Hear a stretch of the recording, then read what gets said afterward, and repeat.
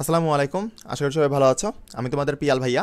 আজকে আমরা আলোচনা করব যে কারা তোমার আজকের পরীক্ষায় 25-25 পাবে প্র্যাকটিক্যালে। তোমরা যে প্র্যাকটিক্যাল দিয়ে আসছো না, তোমাদের এই প্র্যাকটিক্যাল পরীক্ষায় 25-25 কারা পাবে সেটা A to Z আমরা একটা ভিডিওতে আলোচনা করব। এবং কত মার্কে তোমার পাস এবং কত মার্কে তোমার এই যে প্র্যাকটিক্যালে A+, এইটাও আমরা আলোচনা করব একটা ভিডিওতেই। তাহলে চলো ক্লাসটা শুরু করি। এখানে বিষয়টা হচ্ছে যে তোমাদের প্র্যাকটিক্যাল পরীক্ষার কিন্তু 3টা বিষয় আছে, ঠিক আছে? একটা হচ্ছে মৌখিক পরীক্ষা, ঠিক আছে? একটা হচ্ছে মৌখিক পরীক্ষা, একটা হচ্ছে মৌখিক পরীক্ষা, আর একটা হচ্ছে লিখিত পরীক্ষা। একটা হচ্ছে মৌখিক পরীক্ষা, একটা হচ্ছে লিখিত পরীক্ষা, আর তোমার হচ্ছে ওই যে খাতা বাবদ, তোমার যে খাতাটা তুমি হচ্ছে প্র্যাকটিক্যাল খাতা নিয়ে যাচ্ছ এইটা, ওকে? এখন সবাই কিন্তু 25-25 পাবে না। আর কারা কারা 25 পাবে তুমি এটা আমি বলে দিচ্ছি। দেখো, এখানে একটা জিনিস খেয়াল করো যে মৌখিক পরীক্ষা, লিখিত পরীক্ষা আর খাতা। এখানে মৌখিক পরীক্ষায় তোমার 5 মার্ক, আর খাতাতে তোমার 5 মার্ক, আর লিখিত পরীক্ষা এখানে দেখবা যে 15 মার্ক, ওকে? এখানে তোমার 15 মার্ক। এখন এটা 19-20 হইতে পারে, সবসময় যে এইটা থাকবে এরকম না, তোমাদের এক একটা বছর এক এক রকম হইতে পারে, কোনো সমস্যা নেই। এখন ম্যাক্সিমাম ক্ষেত্রে এটা থাকে। এখন একটা জিনিস খেয়াল করো যে টোটাল তোমার হচ্ছে 25 মার্কস, 25 মার্ক, ওকে? 25 মার্ক।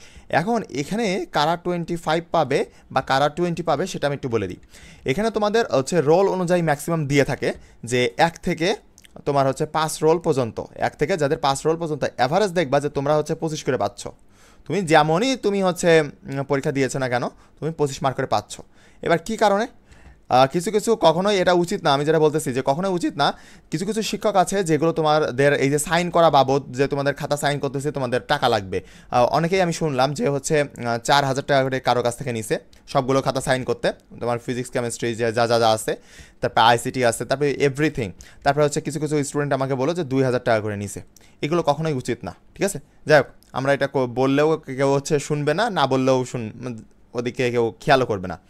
এখন বিষয়টা হচ্ছে যে 25 মার্ক তোমার অ্যাভারেজ 1 থেকে 5 রোল যারা আছে তারা 25 মার্ক করে পাবে।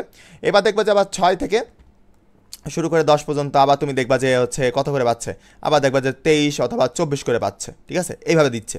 এখন তুমি বলবা ভাইয়া আমি মৌখিক পরীক্ষা খুব ভালো করে দিয়েছি, আমি হচ্ছে এখানে হচ্ছে লিখিত পরীক্ষা খুব ভালো করছি, আমি হচ্ছে খাতাও খুব ভালো করে লিখছি। কিন্তু তুমি যদি ওই যে টাকাটা না দাও, কারণ বাংলাদেশের সিস্টেমটা এরকম হয়ে গেছে এখন, ঠিক আছে? যে টাকা না দিলে ম্যাক্সিমাম ক্ষেত্রে সরকারি স্কুলের ক্ষেত্রে এগুলো হয়, বাট বেসরকারি স্কুলের ক্ষেত্রে যেহেতু ওরা বেতন দিয়েই পড়ে, সুতরাং ওদের কাছ থেকে তেমন একটা টাকা নেওয়া হয় না।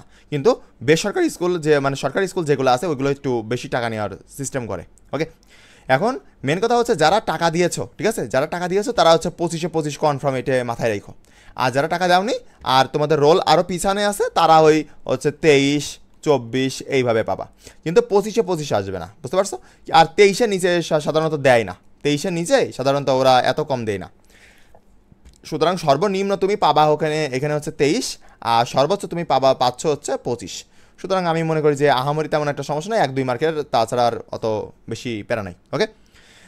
আর যদি তোমাদের প্র্যাকটিক্যাল পরীক্ষা নিয়ে কোনো কিছু বিষয় জানা থাকে বা প্র্যাকটিক্যাল পরীক্ষা নিয়ে কোনো প্রশ্ন থাকে তাহলে অবশ্যই কমেন্টে জানিও, এবং যারা আমাদের চ্যানেলে নতুন তারা অবশ্যই সাবস্ক্রাইব করে দিও। আজকে এই পর্যন্তই। আসসালামু আলাইকুম, আল্লাহ হাফেজ, সবাই ভালো থাকবেন।